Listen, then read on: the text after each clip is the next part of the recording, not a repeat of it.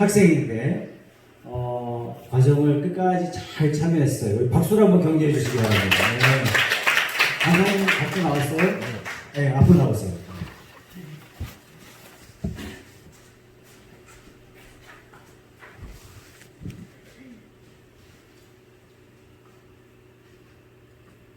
준비되셨으면 발표하세요.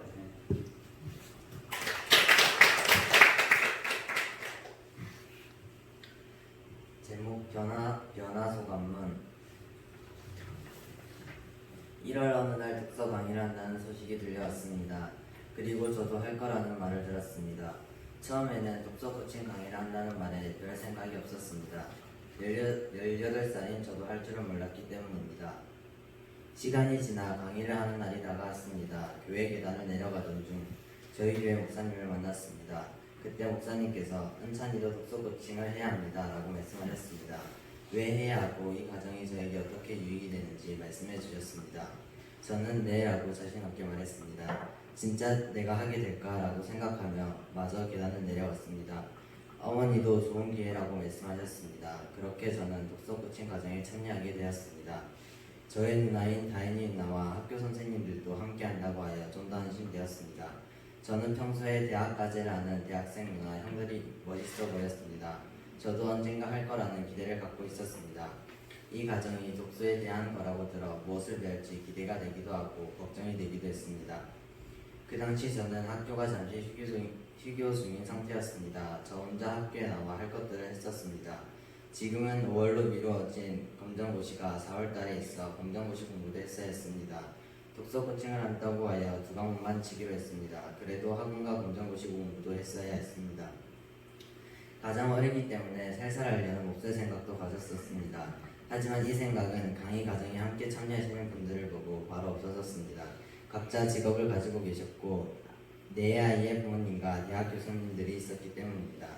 직업과 육아와 대학 강의를 매일 준비하시는 것과 제가 할 일은 비교가 되지 않았습니다. 강의 첫날 목사님께서 다 함께 태우고 강의 장소인 푸른숲 교회로 갔습니다. 걱정 반 기대 반을 갖고 두근거리는 마음으로 갔습니다. 그렇게 독서 코칭 과정은 시작되었습니다. 저의 꿈 이름은 탁월함이었습니다. 무엇을 할까 고민하다 희수 선생님께서 추천해 주셔서 탁월함이라고 이름을 지었습니다. 강의 시간 최석찬 목사님께서는 많은 동기의 말을 해주셨습니다. 가장 강렬했던 말은 대학 과제를 손쉽게 할 수 있다는 말입니다. 이 과정을 수료했던 한 대학생은 레포트 과제만 나오면 누구보다 빠르게 냈다고 합니다. 점수도 좋은 점수를 받았다고 합니다.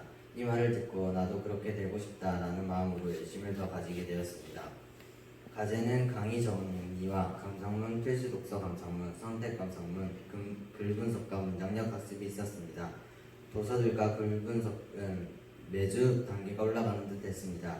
쉽게 넘어가는 책도 있었고 한 장 한 장이 힘든 책도 있었습니다. 가끔 은혜의 책이 나와 소소한 기쁨을 가지기도 했습니다. 신기한 거는 쉽고 어려운 책이 저와 다른 분들이 달랐던 것입니다. 하나하나가 모두 다 좋은 책이어서 무엇이 가장 좋았다고 말하기는 쉽지 않습니다.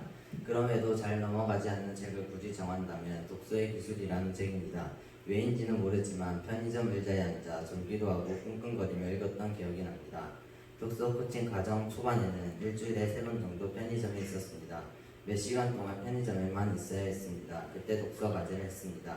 이상하게도 편의점에는 감상문이 잘 써지지가 않아 책만 읽었습니다. 감상문을 쓴다고 집에서 새벽까지 과제를 했었습니다. 그래도 논다고 자지 않는 것이 아니라 과제를 하기 위해 자지 않고 있다는 것이 뿌듯했습니다. 누나는 새벽에 주로 글을 썼습니다. 하지만 저는 새벽에 일어날 자신이 없어 밤에 과제를 다 하고 잤습니다. 처음에는 밤에 글이 써지지가 않았습니다. 점차 익숙해지자 밤에 더 진실되고 좋은 글이 나오는 것 같았습니다. 밤에 쓰고 아침에 다시 다듬으면 더 좋은 글이 나왔습니다. 정말 글은 쓸 느낌이 올 때 잘 써지는 것 같습니다.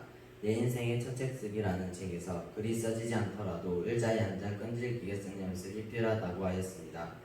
물론 과제를 해야 해서 그렇게 하고 있었지만 생각이 정말 잘 돌아갈 때 쓰면 좋은 글을 쓸 수 있었습니다. 저는 저의 글을 퇴고할 때 제 생각에 집중해서 적고 있기 때문에 과제를 다 하고 바로 퇴고해서는 안 됐습니다. 시간이 몇 시간 지나고 다시 봐야 객관적으로 보여 태고할 수 있었습니다. 감상문을 적다가 멘붕이 온 적도 있었습니다. 가장 기억에 남는 것은 마지막 주 12주차 선택 감상문을 태고할 때였습니다. 잘 적었다고 생각한 감상문을 새벽 3시에 다시 보니 너무나도 형편없게 느껴졌습니다. 그 다음 날이 발표하는 날이었습니다. 이 감상문을 어떻게 발표하라는 건지 막막하여 10분 동안 글에 손도 대지 못하였습니다. 다시 정신을 차리고 글을 썼지만 미리 태고하지 못한 저에 대해 너무 화가 났습니다. 목요일은 불금이 아닌 불목이었습니다. 남은 과제들을 금요일 오전 10시까지 제출하기 위해 저를 불태웠던 날이었습니다. 목요일은 보통 새벽 3시 30분을 넘어서 잤습니다. 신기한 것은 과제를 한다고 늦게 자도 강의 시간에는 졸지 않았습니다. 이 자랑스러운 일은 얼마 남지 않는 끝주자에 가서 깨져버렸습니다. 강의는 보통 10시에 시작하여 1시 안에 끝납니다. 강의 중간 쉬는 시간에는 사모님의 정성이 담긴 간식이 있었습니다. 아침에 급하게 나온다고 아침을 먹지 않았을 때는 간식이 마치 강야에서 이스라엘 백성이 먹은 만나와 내추라기 같았습니다. 그렇게 중간에 간식을 먹고 다시 힘을 내어 강의를 들었습니다. 매주 금요일 강의가 끝나면 조원끼리 토의하는 시간이 있습니다. 1시에서 2시, 길게는 3시까지 했습니다. 우리 조에는 사랑하자님인 구경자님과 동기부여님인 이태용님, 빛가소근님인 김영원님이 있었고 조장에는 담대한님인 김희숙 선생님이 있었습니다. 아쉽게도 빛가소근님은 개인적인 사정으로 조토의를 같이 하지 못했습니다. 조원토의는 다양한 시각을 듣고 볼 수 있어 정말 유익했습니다.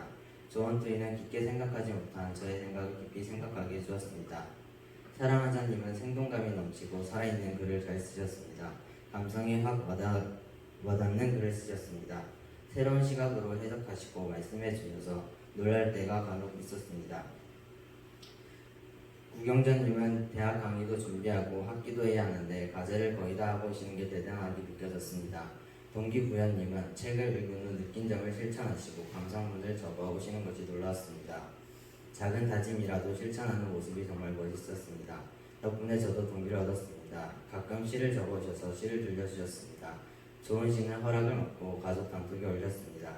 이태용님도 강의 준비에 바쁘실 텐데 빠짐없이 과제를 해오는 것이 놀라웠습니다. 담대양님은 논리적이며 좋은 감상문을 들려주었습니다. 조장으로서 토의도 잘 이끌어주셨습니다. 특히 많은 책과 영화에서 좋은 예문을 감상문에 적고 들려준 것이 놀라웠습니다. 어떻게 그런 예문을 찾는지 신기했습니다. 조원 토의에는 전심을 대신하여 먹을 간식을 싸와야 했습니다. 저희 조는 한 명씩 그 주에 간식을 준비했습니다. 여기서 너무 감사한 것은 조원들께서 학생이라고 저를 배려해 주신 것입니다. 과제를 하지 못해 낸 벌금들을 저한테 주어 제가 당번일 때 쓰게 해주셨습니다. 정말 감사했습니다. 간식이었지만 점심만큼 든든하게 먹었습니다. 주로 김밥과 빵, 계란, 과자 등을 먹었습니다. 독서 코칭 과정은 어렵고 힘든 점도 있었지만 너무나도 유익했습니다. 책을 읽는 법과 쓰는 법, 그 외에도 강의에서 배운 것 등 많은 것들을 배울 수 있었습니다. 어느새 보니 우선순위에서 검정고시보다 독서 코칭 과정이 1순위가 되어 있었습니다. 하루가 짧다는 것도 느낄 수 있었습니다. 특히 두꺼운 책을 읽는 것과 글 쓰는 것에 대한 두려움을 없애주었습니다. 자신감도 생기게 해주었습니다. 과정 전에는 글을 쓸 느낌이 오지 않으며 쓰지 못했습니다. 하지만 이제는 책상에 진득히 앉아 글을 쓸 수 있게 되었습니다. 독서 코칭 과정은 시간을 헛되이 보낸다고 생각하는 것이 아닌 중요한 무언가를 하고 있다는 생각을 들게 해주었습니다. 과정을 하기 전에는 200페이지가 넘는 책을 보면 길다라는 생각을 먼저 했습니다. 하지만 독서 코칭 과정에서 300페이지, 400페이지가 넘는 책들을 하며 200페이지의 책이 나오면 휴절매라는 말이 나오게 되었습니다. 두꺼운 책도 할 수 있다는 자신감을 가지게 된 것입니다. 또한 원래 저의 감상문은 생각은 있으나 목적지가 정확하지 않아 이런저런 길을 다 들어가 보는 차와 같았습니다. 배우기 전까지는 저의 감상문은 계율을 적기보다 흐름에 따라 글을 썼고 좋다고 생각하는 것들은 다 넣으려고 했습니다. 또 독서 코칭 과정을 하면서 주제 잡는 법과 저의 생각을 전개하는 법에 대해 자세히 알게 되었고 경험하게 되었습니다. 글을 쓰는 것에 대한 두려움과 막막함도 없애주었습니다. 생각해보면 저는 제가 발전했다는 것을 느끼면서 한 것이 아닌 저도 모르는 사이에 글이 변화되어 있었습니다. 과정을 하기 전 감상문과 초반 감상문을 보니 더욱 느낄 수 있었습니다. 아직 많이 부족한 것이 많으니 계속 독서와 글을 쓰면서 연습해야겠습니다. 독서 과제로 읽은 독서와 강의에서 가르치고 교육하는 것에 대해 많이 배웠습니다. 책 최고의 교수님에서 나오는 교수들은 자신의 분야에서 가장 뛰어나게 학생들을 가르쳤습니다. 이들은 교육은 하나의 소통이라고 했습니다. 이 책을 읽고 저도 저의 분야에서 뛰어나게 가르치는 사람이 되고 싶어졌습니다. 학생을 교육하는 선생님은 평생 배우는 평생 학습자입니다. 끊임없이 배우고 독서한다고 합니다. 저도 독서 과정이 끝나고 계속 책을 읽을 것입니다. 아직 읽지 못한 유명한 고전도 많이 있고 읽고 싶은 분야도 있습니다.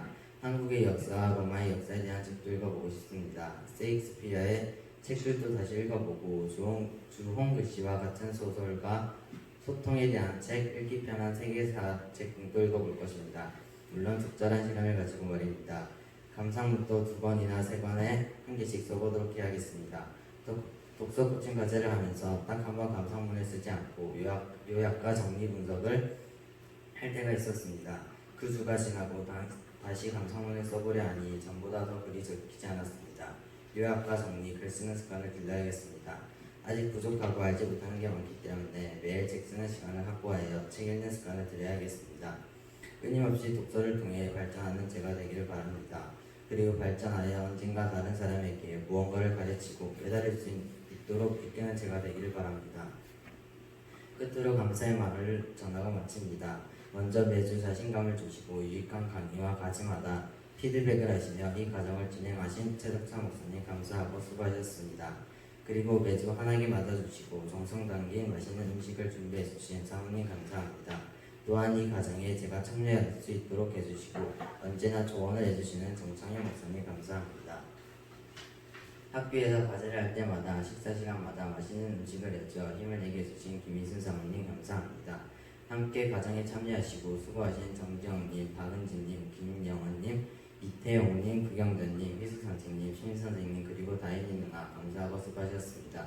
좋은 말씀과 따뜻한 말씀으로 함께 하신 조원 구경자님, 이태용님, 희수선생님 그리고 도토리에는 함께하지 못하셨지만 끝까지 함께 과정을 마치신 김영원님 감사하고 수고하셨습니다. 특히 책을 사셔서 읽고 빌려주신 희수선생님 감사합니다. 사랑으로 키워주시고 언제나 감사한 부모님 감사합니다. 마지막으로 이 모든 과정을 예비하시고 무사히 끝나게 해주시고 항상 함께 하시는 하나님께 감사를 올리며 수료식 감사문을 끝내겠습니다. 네.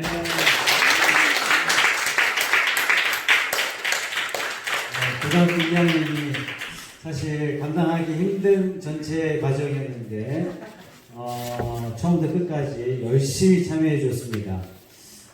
처음 글을 대할 때부터 좀 남다르다 이렇게 생각을 많이 했는데 은찬이가 계속 읽기와 쓰기를 반복하면 정말 좋은 교수님이 될 수 있을 것 같다. 미국의 유명한 목사님이 한번 부산에 놀러 오셨어요. 그래서 제가 부산을 쭉 같이 여행하면서 제가 하는 대로 딱 소개를 했어요. 그래서 딱 핵심이 이겁니다. 읽고 듣고 말하고 쓰고. 그랬더니 그 목사님, 유명한 목사님이 무릎을 딱 치면서 모든 교육은 여기서부터 시작하고 여기로 끝난다. 이게 기본입니다. 교육이 문제가 있다, 안 읽는다는 얘기예요. 그죠? 교육이 문제가 있다, 안 듣는다는 얘기예요.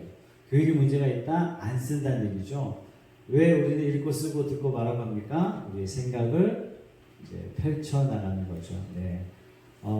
가장 어린 학생이 끝까지 열심히 잘 참여해 주셔서 너무 감사합니다. 다시 한번 우리 박수로 공유하겠습니다.